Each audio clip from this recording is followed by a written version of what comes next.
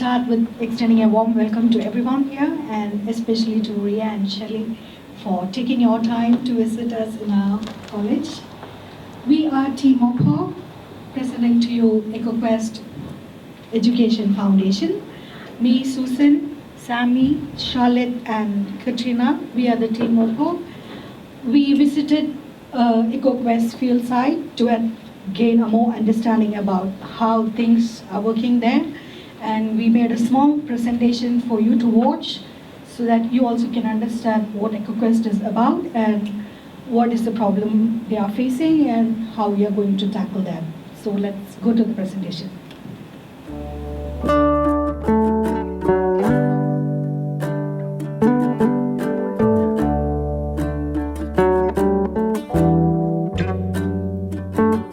EcoQuest Education Foundation is a registered charitable trust established in New Zealand in 1999. It is an educational organisation that focuses on delivering programs based around sustainability and climate preservation. Students from across America come to New Zealand to spend time studying here, and the majority of their time is spent at the EcoQuest field site in beautiful Whakatiwai. To the EcoQuest team, sustainability can be achieved only when the natural environment, people and their culture, their social, political, as well as economic realities and needs are taken into consideration. The EcoQuest field site is approximately an hour and 10 minutes drive southeast from Auckland CBD and is situated on the eastern edge of the Hunua Ranges. That's up there, so that's one of the highest points in the Hunua, and The field site boasts an office and workshop, along with dry labs, study rooms, staff accommodation, student cabins, and a wharekai that is used as both a dining room and a classroom. A large ablutions block services all the students' hygiene needs, along with underground septic tanks and above-ground water tanks. There is also a large garden, a climbing wall, and a slack line to keep students busy.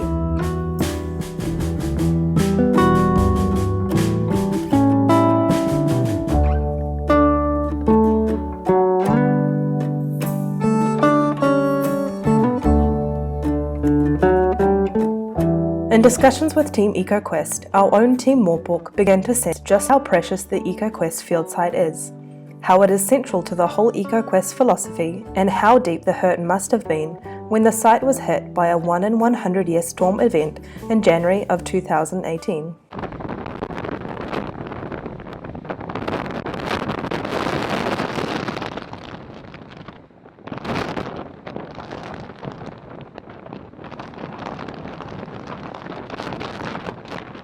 Since EcoQuest is situated right between a river and the coast, the damage done by this event was significant.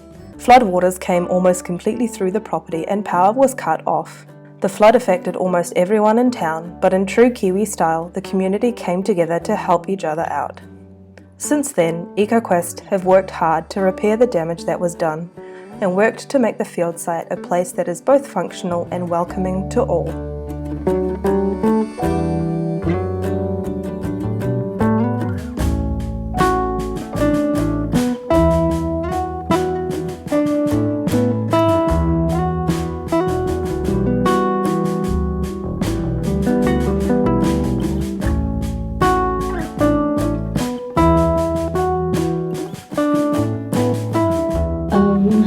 Thank you guys for watching our videos. This is just an introduction for our presentation.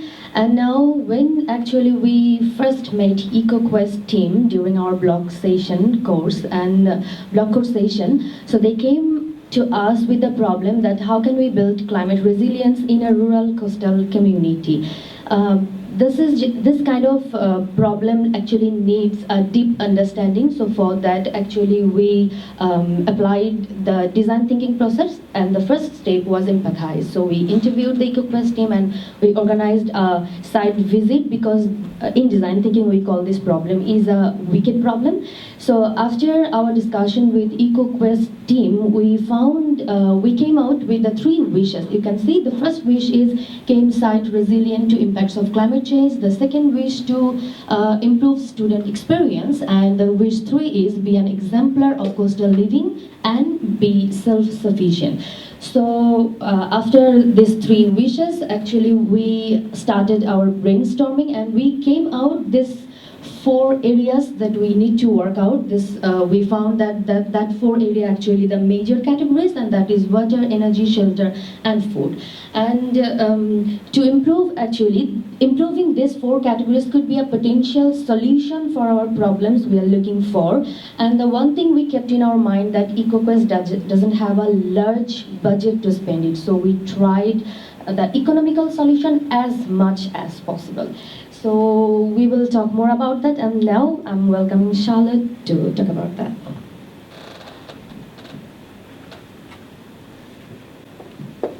Thank you, Sami. Morena, everyone.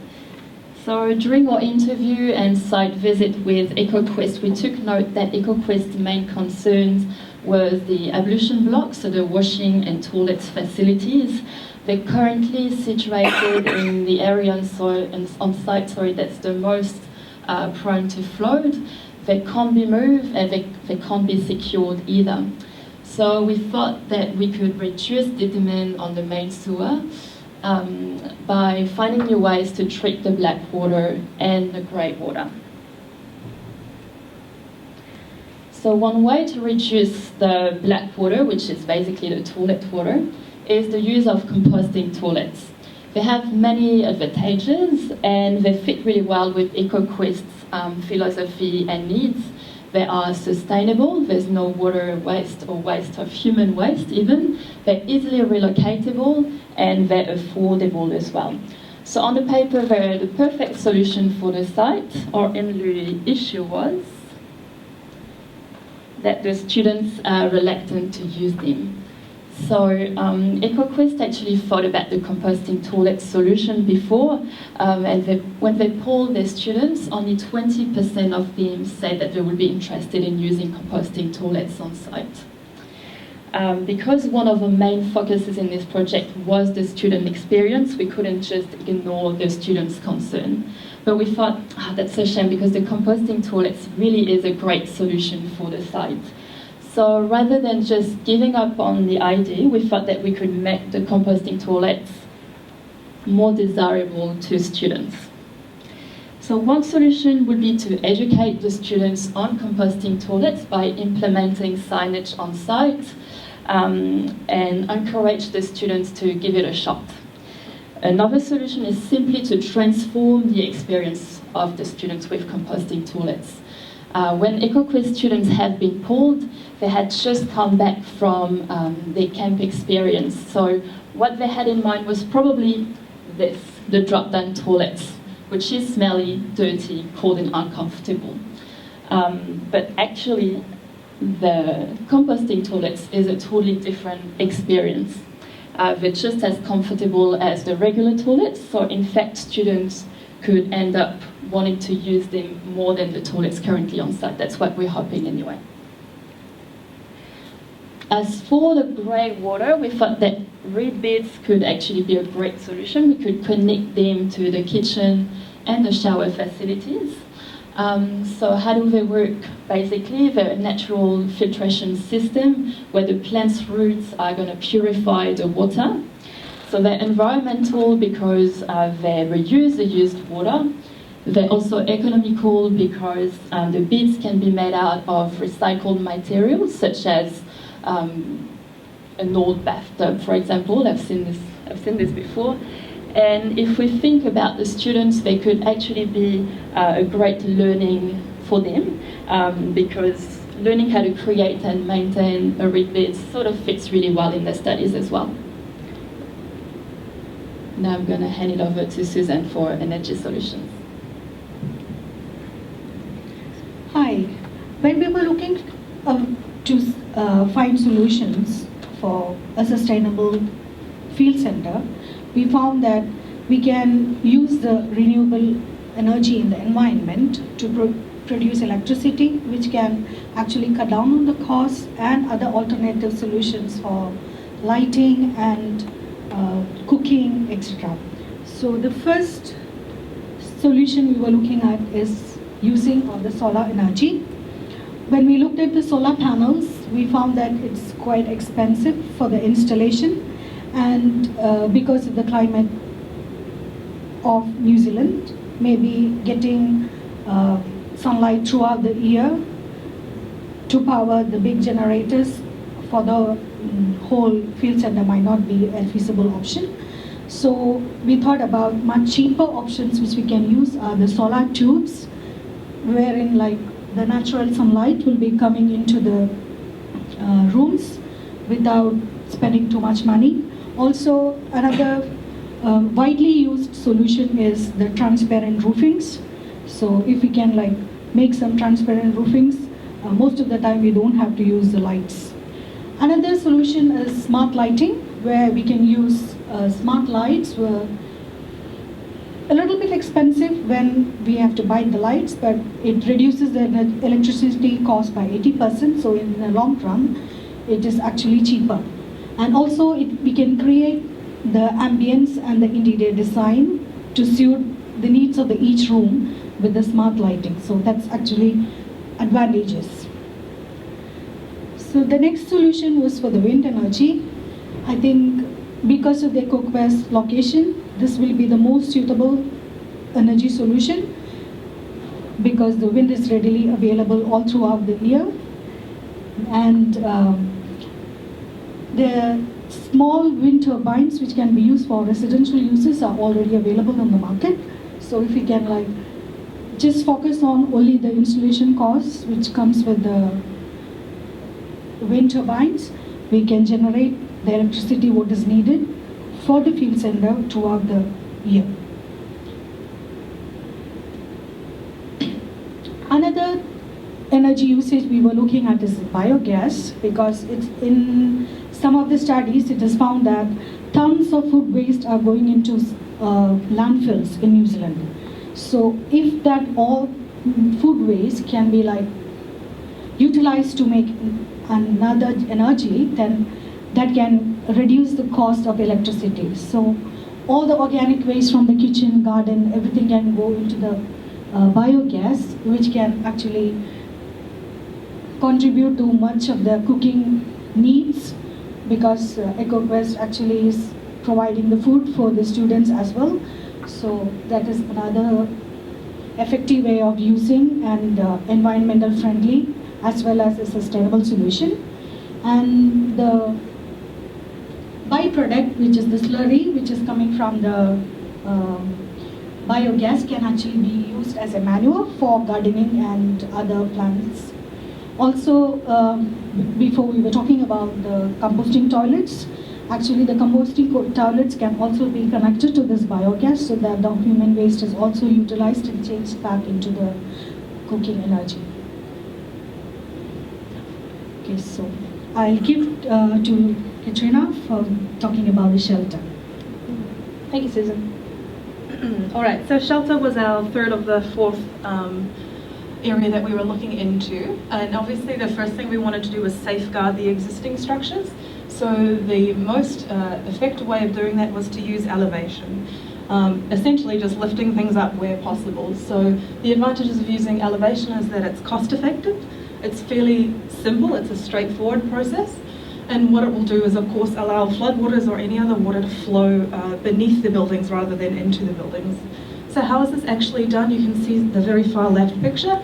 It's done by craning up or jacking up the existing structures and allowing foundation pillars to be built underneath.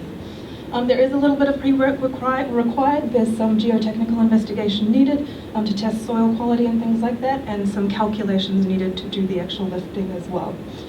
Obviously, ideally we want to build above the previous floodwater levels with a little bit of a buffer if possible. And if we are doing this as well, we want to cluster buildings on the higher side of the property, which is near the road, so that it reduces that risk of flooding as well. The other area we wanted to look at was in terms of the student experience. So this is the outdoor area improvements.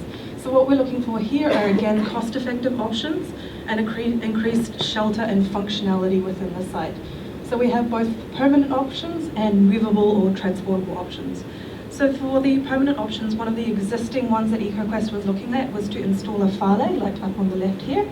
that would be a really great solution because generally the sides are open, so if there is any floodwaters that do come, it should flow through the phylact a lot easier than perhaps other structures. What we also thought might be a good fixed option is to introduce a pergola with some natural shade with climbing flowers or plants with something like a bougainvillea that'll allow for more shade and shelter too. For the movable, transportable options, one option is to use picnic tables. Then students can move them where they think, there's more sun or shade as they like, group them together to study, or if they want to be alone, they can use that. And also some triangle shades as well that could go on the existing posts that are there for the hammocks and provide some more shelter and protection from the elements as well. Cool. So I'll pass to Sammy now for food. Thank you so much, Katrina. Now, food. This is the fourth option of our idea generation, and food is necessary thing. We all know that. And when we have to talk about food, we have to bring the garden, because when we visited EcoQuest Field Center, we already have seen there are some gardens about the veggies and flowers. We just recreate or redecorate the garden area to be more sustainable and more self-sufficient.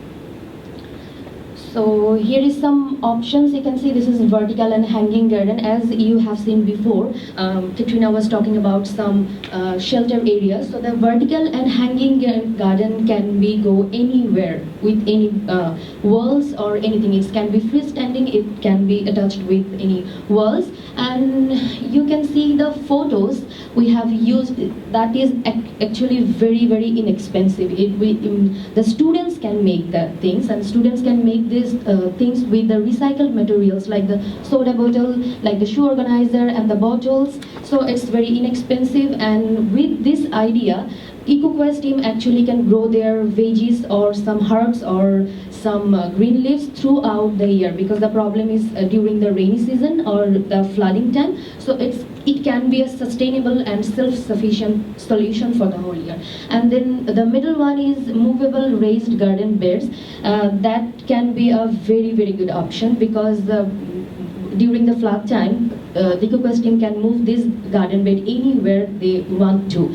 And this is the inexpensive and very sustainable options. And this is the honey cultivation. We all know if bees die, then we will die. Bees are one of the most important insects to the pollination, and because we are planting the garden for the food and the flowers. So bees can pollinate the things. So the EcoQuest team or the students, because this is very inexpensive, and students also can make that and have a great experience of that, and they have a knowledge of importance of bees or insects on the climate. So they can make these things, may produce the honey for the year, and give them opportunity to pollinate the flowers. And this is the permaculture, because what actually we were talking about, all four of us, this is actually a permaculture. It's a sustainable and eco-friendly system, and if the students, they know about the permaculture, they actually have a very good knowledge for the lifetime period. They can use this experience for their life, and they can make a better art maybe. So after that, our prototype and test part, and I'm welcoming Charlotte again to talk about that.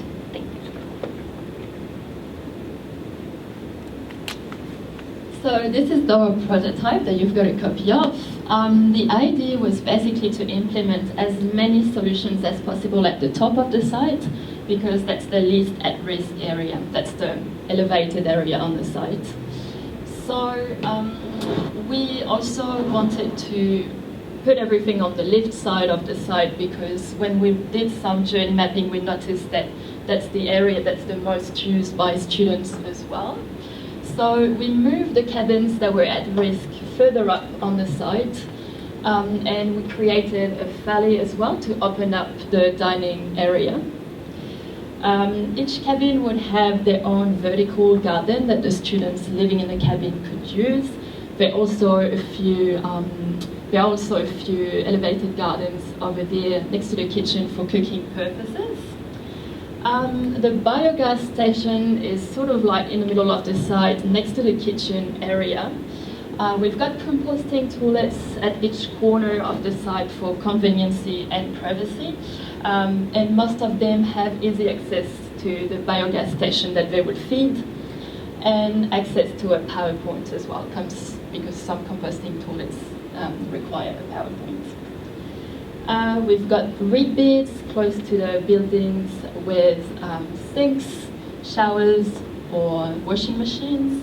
We've got turbines at the top of each of the main buildings, and we put our beehives sort of like a little bit further away than where the action is because of risk of bee allergies, that sort of stuff. We didn't want that to happen. Thank you, Charlotte. So just to wrap up quickly, we're hoping that you can see from our proposed prototype that we've really endeavoured to meet the 3 wishes that we set up to at the beginning. So that's the resiliency against climate change, the student experience of the whole site overall, and the third to be an exemplar of self-sufficiency in the coastal community. So we really just want to take the opportunity to thank EcoQuest and all of our lovely Ria, Jono, Steve and Shelley for making themselves available and their time, and of course to Peter for your support and time throughout this also. So now I think we're good to open for any questions. Thank you. Right, thank you, fantastic presentation there. We'd like to start with questions. Clients first. Ready? Yeah, go. Hi, thank you. That was amazing feedback on our site. Just one thing I was a little bit curious about is with the composting toilets, what happens in a flood event?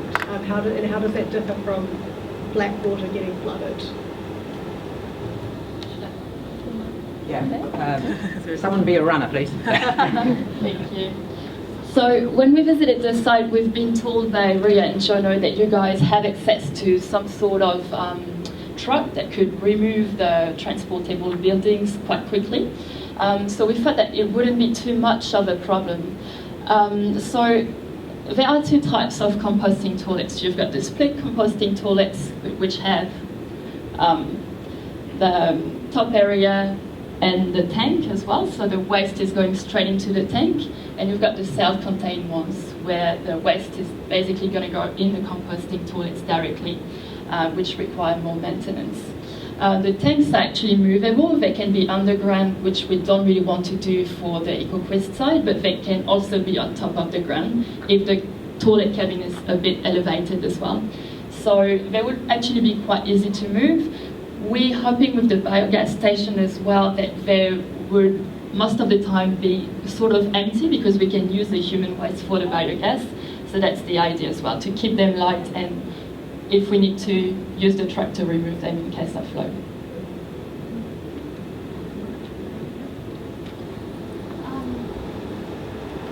Hi, so I also was interested in the composting toilets. I don't know if you've gone this far yet because of your investigation, but did you consider capacity of them versus the septic tanks and things? I don't know if you've got that far. Yeah, I had a quick look. So basically, there are, again, 2 types of composting toilets. You've got the home composting toilets and the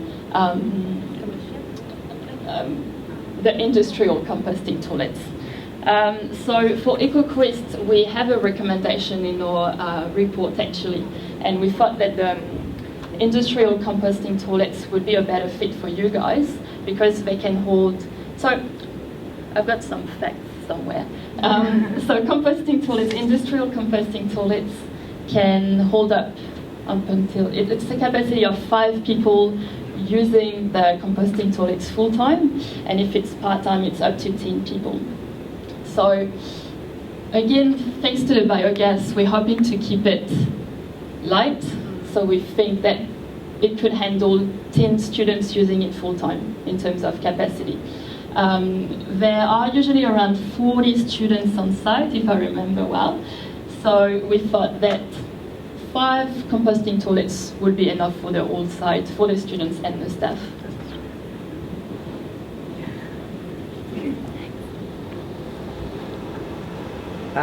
What you proposed a lot of a lot of options, absolutely fabulous.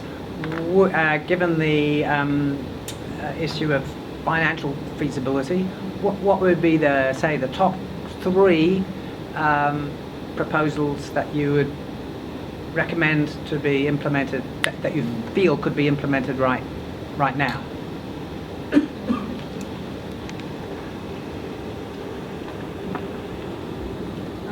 I think you can tell from the amount of questions about composting toilets. I think they're probably a top on the agenda. However, we are aware that there's quite an expense to go with that, so it just depends on EcoQuest where they want to invest their budget. There are some really quick fixes that could happen. Things like the pergola, the honey, maybe some of the smart lighting are all solutions that they can implement now with fairly low cost. But I think the evolutions block in particular was a real problem with the floods, and that's when that overflows, it means they can't use this site until that's cleaned up, essentially. So I think that's probably the main solution that would be top on the agenda. Thank you. Good answer. Yeah. And again, to go back to your question, Shelley, our idea is to put all the composting toilets at the top of the site as well, which is less likely to flooding. So we're hoping that you guys won't have to do anything for the next flood, even if it happens again. Yeah. Kia ora koutou. Thank you very much for a really cool presentation. I really appreciate the way that your sensitivities around all the different aspects of this really big project, and really enjoyed what you put out there for us. I'm also really pleasantly surprised by the wind turbines, very cool. And I wonder if looking at sort of, they can clearly be scaled up or down, and there's some on your prototype here. Do you have any thoughts about how much power we could get from that? Could we combine that with what we currently have is passive solar water heating, your other solutions about lighting? Could the wind power take up the rest of that, do you think? I'm going to freeze that because we've got half an hour and we have to give you feedback within that half hour. Cool. So in the subsequent half hour, you can take up that question. Awesome. But from now you're going to get more marks from taking the feedback from people.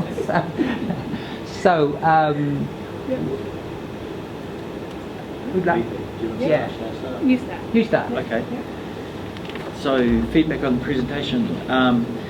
I thought your user perspective focus really shone through. I thought very clever use of the video to take us into the user perspective, and your comment around the students that just come from the long drop toilet, so their perspective on a modern combusting toilet was possibly a bit off. So I thought you really did well there. I had a couple of more questions like cost effectiveness. One of the issues is feasibility, and I don't think it's cost effective to raise the buildings we saw in the video. And you said raise those buildings. I think you'd probably replace them with something. It was that. The other thing was maybe going forward, I don't know. In your presentation, I saw the 3 wishes, but then by the end of the presentation, when we were into the detail, I'd forgotten the 3 wishes. And it wasn't until you spoke at the end and reinforced back to that, and I thought you could have tied your measures back to the wish, just to say this is where it's creating gain or whatever. So there was that. And the other thing was, why not tie, as you go forward, tie your activities more, your solutions, to the course offerings, if you could. But overall, I thought it was very, very good.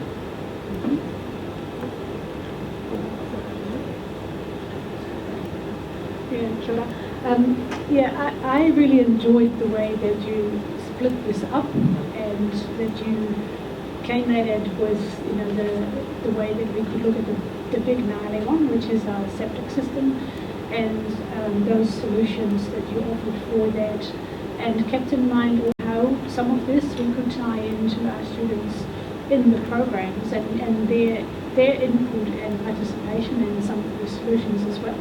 Because we already have them be part of our gardening, and they're part of living on the site. So I think that's really feasible.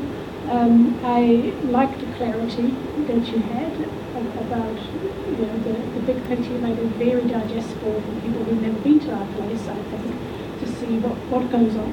Really appreciated that. And yeah, I'd love us to work together for 6 more months. Good for you. They're available for hire. There's an industry-based project which they can work on. Yeah. Yeah, no, I want to reiterate that. Thank you so much. I did really enjoy that student perspective as well. I thought that was a very good way of going about it. And I really enjoyed that you thought of the little things like providing really sort of easy solutions such as providing more shade, which, yeah, that does enhance the student's experience, just having a place to hang out. And also the use of making things multi-use, like where the hammocks are, providing more shade there. They're all really great solutions. And then you also presented, in an ideal world, what we could hope to achieve eventually with some really great solutions, including the wind turbines and the biogas. I was really interested in that and how much organic waste you need to have enough biogas to help run EcoQuest and how that works throughout the year when our numbers do fluctuate. I thought that it was a really great range of things that we can strive for, but then also stuff we can do right now, which was really cool to think about. Thank you. Right, I thought it was a very thoughtful presentation, and quite often students will put a whole lot of effort into developing the report, and then the presentation is kind of a secondary, oh yeah, we need to get this done. But you guys clearly had put a lot of time into the presentation, and you practiced, and it really showed. So I think across the board there wasn't a weak link in the presentation. So just from that point of view, it was really good. And I also liked the thought behind it, and the way that you presented and had the different wishes, and then addressed each one of those. I thought that was really good. One of the things that I was just curious about is, why wasn't there a constraint at the very beginning to say, yeah, you've got to do all of this, but it's got to be under this budget? And if there, why was that never raised? Because a whole lot of these things that you suggested, you just go, is that economically feasible to do or not? Or was there no constraint at all? In which case, you guys did great. Yeah. I know there's an answer. I know there is an answer for that. That's something that we're going to put in the report. We'll discuss that. Okay.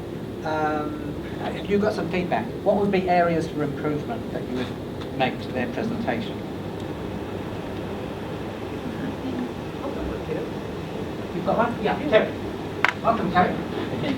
On time is late. Really good presentation. I really enjoyed it. Some insightful thinking. One thing I thought that could have helped is I know there's a few communities out there who are already doing things like wind power and with big battery systems and linked into a solar panel and heating through earth and things like that. Maybe that would have been good to bring that into your presentation, some feasibility around what other communities are doing.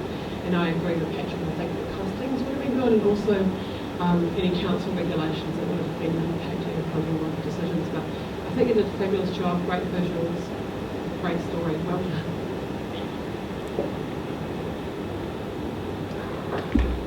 You expect me to be a bad dragon, so I reiterate all the positive things, and I've written all those down as well. Fantastically rehearsed, fantastic first impression, the dress, the slides, so forth. A couple of diagrams just a bit too small to read. I'm going to get rid of the print and just have the graphic a bit bigger. And time management. Okay. So make sure that you've got an escape plan as you see time is running out, that you can skip through when you get a warning that you need to wrap up, that you can skip through to the punchline, conclusion slides, and so forth. And that applies to everybody else as well. I just know we've got 3 students here, English is their alternative language. And wow, absolutely flawless presentation. I appreciate that a couple of you, including the English as a first language student, were a bit anxious. Situation normal. You will always be struck by nerves when you absolutely don't expect it. As an amateur singer, I get that. Stop, look, listen, take 3 breaths. No more, no less. 3 deep breaths. Mrs. Johnson told me that when I was a small kid at school. That's what you do. That will calm you down. Right. That's done for that team. Thanks very much to the clients, EcoQuest, for sponsoring this project. And thanks very much to the team. Thanks very much to the audience. Thank you, guys. Thank you.